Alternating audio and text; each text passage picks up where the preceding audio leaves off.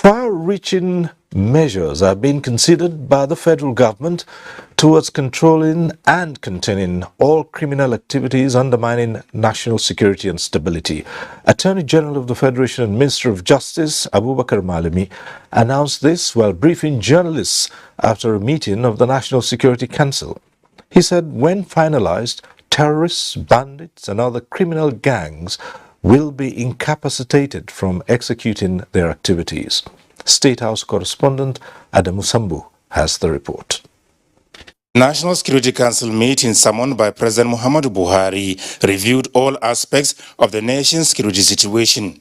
Apart from the recent attack on the Kuje Medium Custodial Facility in the FCT, the criminal gangs have also not relented in attacking soft targets in parts of the country, abducting people and demanding ransom payment.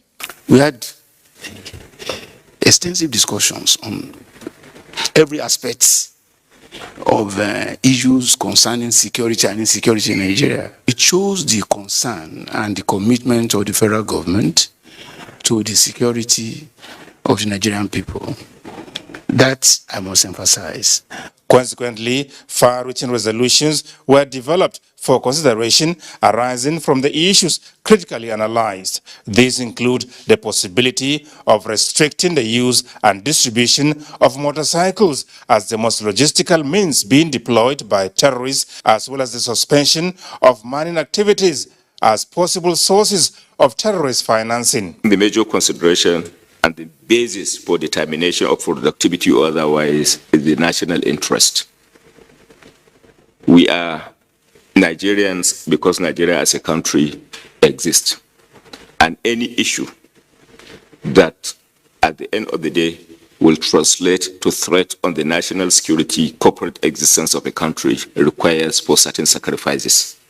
So regardless of the means that is being considered for perhaps a possible banning, provided what matters is a sacrifice that will see us through addressing the security challenges, I think no sacrifice is too big as far as that issue is concerned. And above all, if you are talking of perhaps banning the motorcycles, for example, I believe the component or perhaps the number of people that could be using the motorcycle in Nigerian state may not be up to 20% of the Nigerian population. So if the 20% of the Nigerian population is called upon to now make certain sacrifices for the purpose of addressing a challenge, a security challenge that is all-pervading, affecting over 200 million Nigerians. That sacrifice, to my mind, is indeed a sacrifice worthy of being considered. In the meantime, the Interior Minister, Rauf Aregbesola, confirmed that interim report in respect of the ongoing investigation of the attack on Kuje Custodial Center has been forwarded to President Muhammadu Buhari. We identify all those whose action or inaction led to that unfortunate incident. Whoever was responsible for the failure of defense and security and the breach of that institution or facility will face the consequence. Mr. President has specifically made mention of the implication of these threats to famine in our country.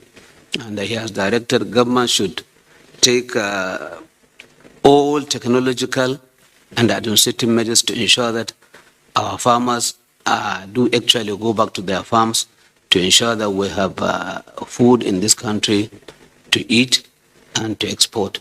The National Security Council meeting was the second in 2 weeks and fourth in the year 2022.